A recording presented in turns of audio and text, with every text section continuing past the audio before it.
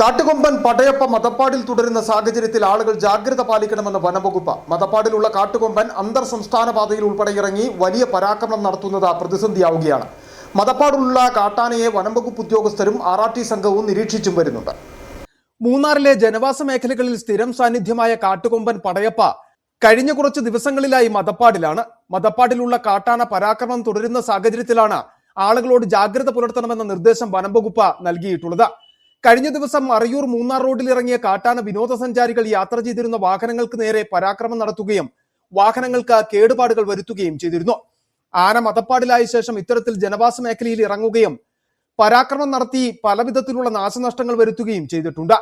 ദിവസങ്ങൾക്ക് മുമ്പ് മൂന്നാർ ദേവികുളം റോഡിലായിരുന്നു കാട്ടാന ഉണ്ടായിരുന്നതെങ്കിൽ കഴിഞ്ഞ ദിവസം ആന മൂന്നാർ മറയൂർ റോഡിലേക്ക് എത്തി.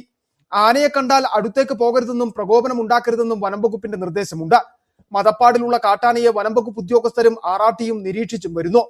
കഴിഞ്ഞ വർഷവും മതപ്പാട് കാലയളവിൽ കാട്ടാന സമാന രീതിയിൽ പരാക്രമവും നാശനഷ്ടവും വരുത്തിയിരുന്നു.